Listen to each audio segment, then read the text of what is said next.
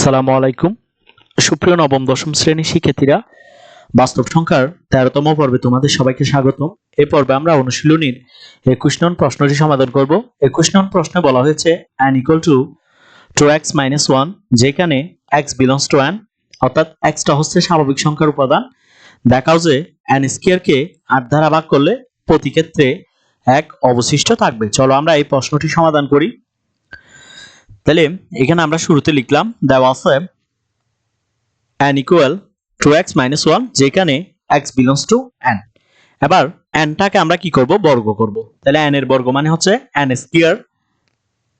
তাহলে n এর মানটা আমরা কত পেয়েছিলাম? n এর মানটা আমরা পেয়েছিলাম 2x minus 1। এটারও আমরা কি করব, বর্গ করব, কারণ n এর বর্গ করা মানে এটারও বর্গ করা, ঠিক আছে? তাহলে এখানে আমরা পাচ্ছি 2x minus 1 হোল স্কয়ার। এখন এই 2x টাকে আমরা a ধরবো, 1 টাকে আমরা কি ধরবো, b ধরবো, ফলে আমরা পাচ্ছি a minus b whole square.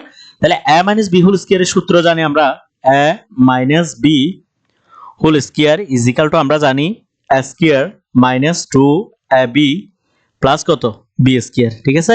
তাহলে দেখো এই 2x টাকে আমরা a ধরলাম, তাহলে a square minus 2ab plus কত, b স্কয়ার, ঠিক আছে? এবার এই স্কয়ারটা 2 এর উপরও আছে, x এর উপরও আছে। 2 এর উপর দিলে 2 স্কয়ার 4, x এর উপর দিলে s স্কয়ার। তাহলে এবার তুমি যদি 2 এর সাথে 2 গুণ করো, তাহলে 2 দুগুণে 4, 4 এর সাথে 1 যোগ গুণ করলে তুমি পাচ্ছ 4 একে 4। এরপর x টা গুণ করলে 4 এর সাথে তুমি পাচ্ছ 4x। শুরুতে যেহেতু মাইনাস আছে আমরা মাইনাসটা দিলাম।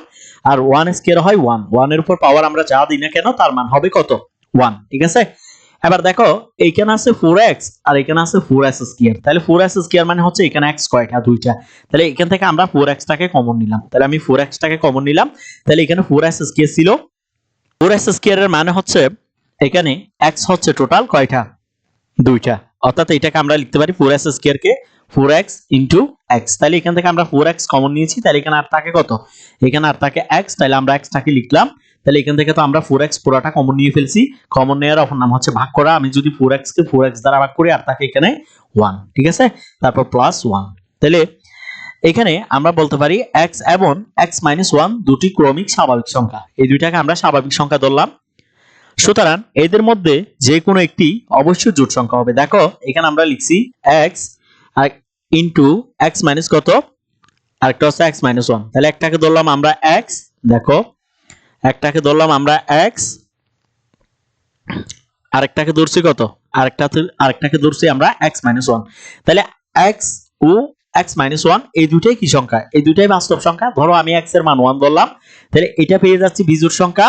আর যদি এখানে x এর মানটা 1 বসাই, তাহলে 1 থেকে 1 চলে গেল আর এখানে থাকে আলটিমেটলি তোমার 0। 0 তোমার কি সংখ্যা, 0টা হচ্ছে তোমার জোড় সংখ্যা। একইভাবে তুমি x এর মান 2 ধরো, তাহলে এখানে যদি x এর মান 2 ধরো তাহলে এটা পেয়ে যাচ্ছ জোড় সংখ্যা। আর তুমি x এর মান 2 থেকে 1 বিয়োগ করো, তাহলে এখানে পাচ্ছ 1, তাহলে এটা পাচ্ছে বিজোড় সংখ্যা। তাহলে এখানে একটা জোড় সংখ্যা আর একটা অবশ্যই কি সংখ্যা, বিজোড় সংখ্যা। তাহলে এদের গুণফল হবে জোড় সংখ্যা। সুতরাং x into x minus 1 এটা কত দ্বারা বিভাজ্য হচ্ছে, এটা 2 দ্বারা বিভাজ্য। সুতরাং 4x into x minus 1, তাহলে এখানে 4 রয়েছে, আমরা 4 লিখলাম, ইনটু লিখলাম, এরপর কত লিখলাম 2, কারণ x into x minus 1 এটা 2 দ্বারা বিভাজ্য। তাহলে এখানে যদি আমরা গুণ করি তাহলে 7 দুগুণে কত পাচ্ছি, 8। এটা কত দ্বারা বিভাজ্য হচ্ছে, 8 দ্বারা বিভাজ্য। সুতরাং আমরা বলতে পারি 4x into x minus 1 plus 1 এর 4x into x minus 1 8 দ্বারা বিভাজ্য। তাহলে এখানে যদি এটা 8 দ্বারা বিভাজ্য হয়, এখানে অবশিষ্ট থাকতেছে তোমার কত, 1। তাহলে সুতরাং আমরা বলতে পারি এখানে প্রতি ক্ষেত্রে 1 কি থাকতেছে, অবশিষ্ট থাকতেছে। তাহলে সুতরাং n স্কয়ার কে 8 দ্বারা ভাগ করলে প্রতি ক্ষেত্রে 1 অবশিষ্ট থাকে, দেখানো হলো। এরপর 22 নাম্বার প্রশ্নটি লক্ষ্য করো। 22 নাম্বার প্রশ্নের মধ্যে বলা হয়েছে √5 ও 4 দুটি বাস্তব সংখ্যা। ক নাম্বারে বলা হয়েছে কোনটি মূলদ আর কোনটি অমূলদ এটা নির্দেশ করো, ঠিক আছে? তাহলে যেহেতু আমরা ক নাম্বারটা সমাধান করতেছি, যেহেতু √5 একটি পূর্ণবর্গ সংখ্যা নয়, √5 কি সংখ্যা নয়, পূর্ণবর্গ সংখ্যা নয়, সেজন্য আমরা বলতে পারি √5 একটি কি সংখ্যা, অমূলদ সংখ্যা। অপরদিকে 4 একটা হচ্ছে স্বাভাবিক সংখ্যা। তাহলে স্বাভাবিক সংখ্যা আমরা জানি সকল স্বাভাবিক সংখ্যা কি সংখ্যা, সকল স্বাভাবিক সংখ্যা হচ্ছে মূলদ সংখ্যা, কারণ এই সংখ্যার নিচে মনে মনে কত আছে, 1 আছে। তাহলে এটাকে আমরা পি বাই কিউ আকারে প্রকাশ করতে পারতেছি। তাহলে এটাকে পি বাই কিউ আকারে প্রকাশ করা যায়, যেখানে কিউ নট ইকুয়াল টু কত পাচ্ছি আমরা, 0। তাহলে কিউ নট ইকুয়াল টু 0, সুতরাং এটা কি সংখ্যা, এটাকে পি বাই কিউ আকারে প্রকাশ করা যাচ্ছে 4টাকে। সুতরাং এটা হবে তোমার কি সংখ্যা, এটা হবে তোমার বাস্তব সংখ্যা, সরি মূলদ সংখ্যা। সুতরাং 4 সংখ্যাটি হচ্ছে তোমার কি সংখ্যা, মূলদ সংখ্যা। এরপর ক নাম্বার প্রশ্নটি দেখো, √5 ও 4 এর মধ্যে দুটি অমূলদ সংখ্যা নির্ণয় করো। চলো আমরা এই প্রশ্নটি সমাধান করি। তাহলে আমরা লিখলাম এখানে √5 সমান সমান আমরা পাচ্ছি 2.236067 ডট ডট, ঠিক আছে। এরপরে একটা পাচ্ছি আমরা √5, আরেকটা হচ্ছে তোমার কত বলছে, আরেকটা হচ্ছে 4। এই দুইটা সংখ্যার মধ্যে বড় কি? বড় হচ্ছে 4 আর ছোট হচ্ছে তোমার √5, ঠিক আছে। তাহলে মনে রাখতে হবে আমি যদি দুইটা মূলদ সংখ্যা বা অমূলদ সংখ্যা নির্ণয় করি না কেন, এখানে যে সংখ্যাটি ছোট থাকবে সেই সংখ্যার চাইতে আমাকে বড় সংখ্যা লিখতে হবে, কিন্তু বড় সংখ্যাটা চাইতে ওই সংখ্যাগুলো তোমাকে কি হইতে হবে? ছোট হইতে হবে। তাহলে এখানে আমি দুইটা সংখ্যা লিখলাম, a সমান 2.40405300 ডট ডট, ঠিক আছে। এখানে দেখো দশমাংশটা হচ্ছে তোমার 4, এখানে দশমাংশটা হচ্ছে তোমার 2। তাহলে এখানে যেহেতু 4টা বড় সেজন্য এর মানটা কিন্তু তোমার কার চাইতে বড়? √5 এর মানের চাইতে বড়।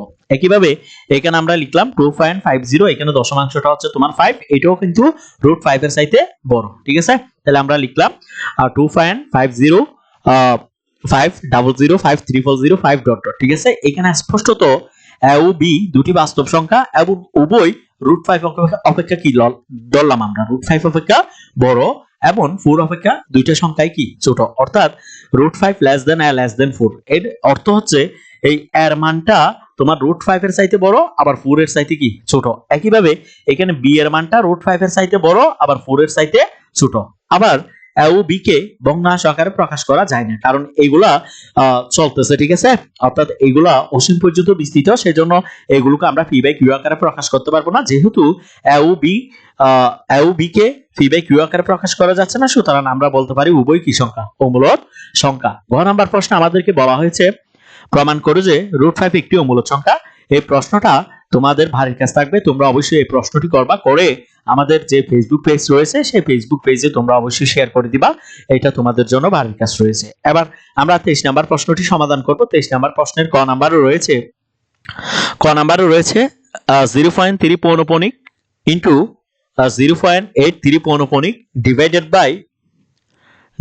বাই 0.5 ইনটু 0.1 পৌনঃপুনিক প্লাস 0.35 পৌনঃপুনিক ডিভাইডেড বাই 0.08 পৌনঃপুনিক। দেখো এখানে যে সংখ্যাগুলো তোমার আবৃত অসীম দশমিক সংখ্যায় আছে সেগুলোকে তুমি আগে সাধারণ ভগ্নাংশে পরিণত করবা, ঠিক আছে। এখানে শুরুতে রয়েছে 0.3 পৌনঃপুনিক, এটাকে যদি আমি সাধারণ ভগ্নাংশে অর্থাৎ সাধারণ ভগ্নাংশ করি তাহলে শুরুতে একটা দাগ দিয়ে দিব, এবার দশমিক আর পৌনঃপুনিক ভুলে যাব, তাহলে এখানে আমরা পাচ্ছি কত? 3, ঠিক আছে। মাইনাস এবার পৌনঃপুনিকেরটা বাদ যাবে, দশমিকটা ভুলে যাব, তাহলে এখানে থাকতেছে কত? 0। এবার দেখো এখানে কয়টার উপর পৌনঃপুনিক রয়েছে? একটার উপর পৌনঃপুনিক রয়েছে, সেজন্য একটা 9 দিব। দশমিকের পরে পৌনঃপুনিক ছাড়া কোনো সংখ্যা নেই, সেজন্য এখানে 0 দেওয়ার কোনো প্রয়োজন নেই, ঠিক আছে। তাহলে এখানে আমরা পাচ্ছি কত? 3/9। এখানে আমরা লিখলাম 3/9 ইনটু লিখলাম। এরপর এখানে রয়েছে কত? দেখো এখানে রয়েছে 0.83 পৌনঃপুনিক, তাহলে এখানে এটাকেও আমরা সাধারণ ভগ্নাংশে পরিণত করব, তাহলে এখানে আমরা দশমিক আর পৌনঃপুনিক ভুলে যাব, তাহলে এখানে পাচ্ছি 83 মাইনাস, এখন দেখো এখানে পৌনঃপুনিকেরটা বাদ যাবে, দশমিকটা উঠে যাবে, তাহলে এখানে থাকতেছে 08 মানে হচ্ছে 8, ঠিক আছে। এবার দেখো তুমি এখান থেকে কয়টার উপর পৌনঃপুনিক রয়েছে? একটার উপর পৌনঃপুনিক রয়েছে, একটা 9 দিলাম, দশমিকের উপর পৌনঃপুনিক ছাড়া একটা সংখ্যা রয়েছে, সেজন্য একটা 0 লিখলাম, তাহলে আমরা লিখলাম 83 - 8 ডিভাইডেড বাই কত? Divided by 90। এরপর এখানে রয়েছে ডিভাইডেড অর্থাৎ ভাগ। এবার আমরা 0.5 কে সাধারণ ভগ্নাংশে পরিণত করব, তাহলে এখানে পৌনঃপুনিক নাই, দশমিকের জন্য আমরা একটা দিব, দশমিকের পর একটা সংখ্যা রয়েছে, একটা 0 দিব। এরপর এখানে দশমিকটা উঠে গেছে, তার মানে 0.05 থেকে আমরা 5 কে লিখবো, ঠিক আছে। তাহলে আমরা পাচ্ছি 5/10 ইনটু এরপর রয়েছে তোমার কত? 0.1 পৌনঃপুনিক, তাহলে এটাকে আমরা সাধারণ ভগ্নাংশে পরিণত করব, তাহলে এটাকে যদি আমরা সাধারণ ভগ্নাংশে পরিবর্তন করি তাহলে এখানে আমরা পাচ্ছি 1/9, তাহলে আমরা 1/9 কে লিখলাম। এরপর ডিভাইডেড লিখলাম আমরা। এরপর এই ভগ্নাংশটি দেখো, এরপর প্লাস আছে, আমরা প্লাস কে লিখলাম। এরপর এই ভগ্নাংশটি দেখো 0.35 পৌনঃপুনিক, তাহলে এখান থেকে আমরা দশমিক পৌনঃপুনিক ভুলে যাব, শুরুতে একটা দাগ দিয়ে দিব, তাহলে এখানে থাকে কত? 35 কে লিখলাম মাইনাস, এবার দেখো পৌনঃপুনিকেরটা বাদ যাবে, ঠিক আছে। তাহলে এখানে থাকতেছে দশমিকটা ভুলে যাব 03, তাহলে এখান থেকে আমরা 3 কে লিখতে পারি, তারপর ডিভাইডেড দিলাম। এরপর দেখো এখানে একটার উপর পৌনঃপুনিক আছে, একটা 9 দিলাম, এরপর দশমিকের পর পৌনঃপুনিক স্যার একটা সংখ্যা রয়েছে, সেজন্য একটা 0 দিলাম। এরপর রয়েছে আমাদের ভাগ দিলাম। এরপর দেখো এখানে রয়েছে 0.08 পৌনঃপুনিক, তাহলে আমরা পৌনঃপুনিকও বলে যাব, দশমিকও বলে যাব, সেজন্য এখানে পাচ্ছি কত? 8। তারপর এখানে আমরা পাচ্ছি -0, ঠিক আছে। মাইনাস 00 পাচ্ছি, এগুলা লেখার প্রয়োজন নেই। এবার দেখো এখানে কয়টার উপর পৌনঃপুনিক রয়েছে, একটার উপর, সেজন্য একটা 9 দিলাম। এবার দেখো দশমিকের পরে পৌনঃপুনিক ছাড়া একটা সংখ্যা রয়েছে, সেজন্য একটা 0 দিলাম। এরপর দেখো আবার যদি তুমি এটাকে আমরা 3/9 কে 3/9 লিখলাম, ইনটু আছে ইনটু লিখলাম। এবার 83 থেকে 8 বিয়োগ করো, তাহলে পাচ্ছ 75 বাই কত 90, ডিভাইডেড আছে ডিভাইডেড লিখলাম। এবার এখানে দেখো, এখানে যদি আমরা কি করি, এখানে কাটাকাটি হচ্ছে না, সেজন্য আমরা নিচে নিচে গুণ করলাম, উপর উপরে গুণ করলাম, 9 10 90। এরপর 5 থেকে 5 প্লাস আছে প্লাস দিলাম।